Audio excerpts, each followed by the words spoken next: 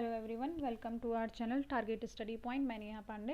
तो हमारे fuel chapter चल रहा था, तो फ्यूल चैप्टर का ये नेक्स्ट टॉपिक है, जिसमें पिछले टॉपिक में मैंने आपको क्लासिफिकेशन ऑफ फ्यूल मतलब एक बेसिक जो था वो बता दिया है। कभी कभी क्योंकि क्लासिफिकेशन ऑफ फ्यूल भी क्वेश्चन आता है।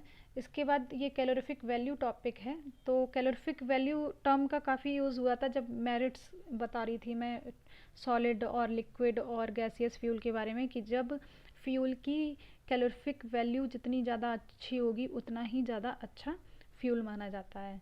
तो कैलोरीफिक वैल्यू के बारे में बताती हूँ। ये टॉपिक भी काफ़ी इंपॉर्टेंट है, काफ़ी क्वेश्चन पूछा जाता है ये।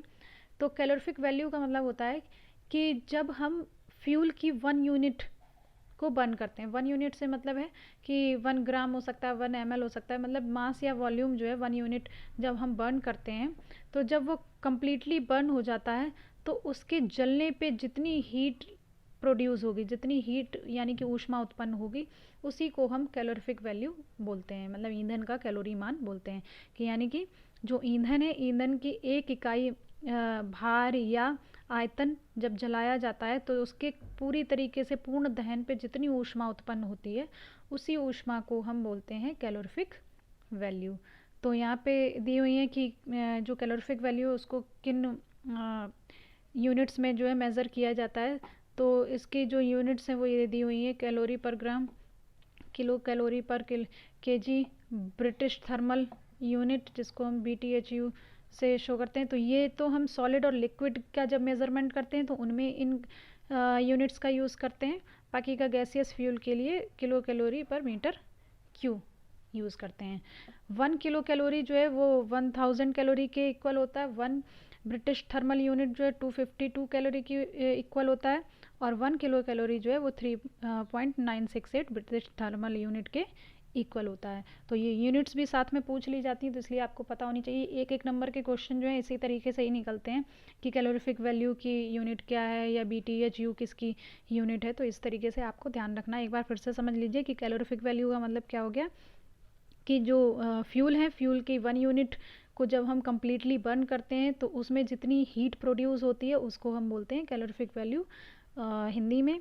जब ईंधन के एक इकाई को जब हम पूर्णतया दहन करते हैं तो पूर्णतया दहन करने पे जितनी ऊष्मा उत्पन्न होती है उसको कहते हैं हम कैलोरीफिक वैल्यू।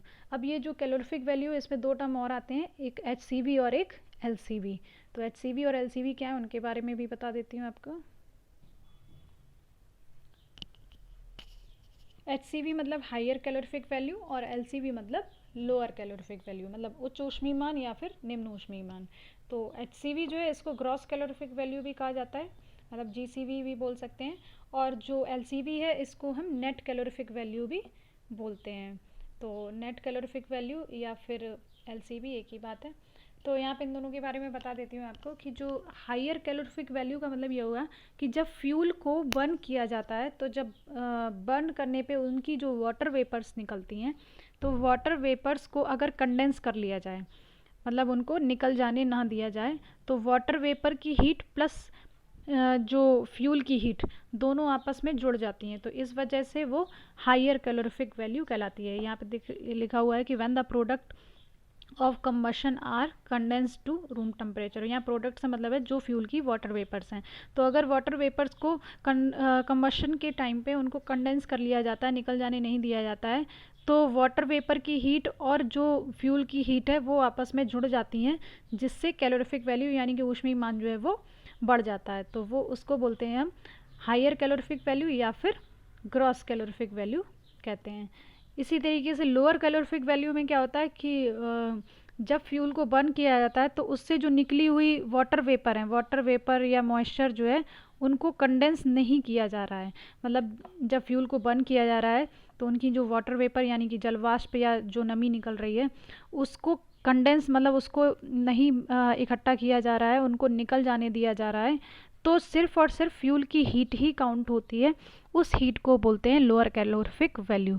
क्योंकि यहाँ पे HCV में दोनों वाटर वेपर की हीट भी जुड़ जाती हैं और फ्यूल की हीट भी जुड़ जाती हैं, तो इस वजह से ये हीट ज़्यादा हो जाती है। इसी वजह से इसको उच्च ऊष्मीयमान या फिर हायर कैलोरीफिक वैल्यू कहते हैं।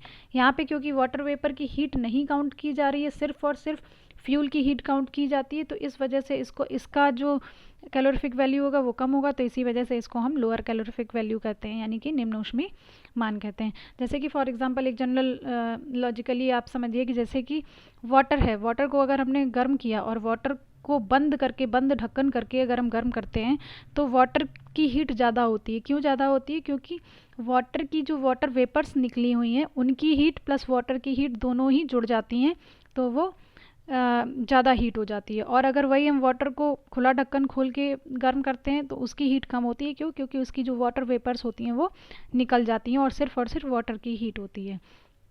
अच्छा, ये जो लोअर कैलोरीफिक वैल्यू, इसको नेट कैलोरीफिक वैल्यू इसीलिए बोला जाता है क्योंकि ये सिर्फ और सिर्फ फ्यूल की ही हीट होती है, इसमें वाटर वेपर मतलब जो फ्यूल की वेपर्स निकली हुई हैं उनकी हीट नहीं जोड़ी जाती है, तो ये नेट कैलोरीफिक वैल्यू कही जाती है।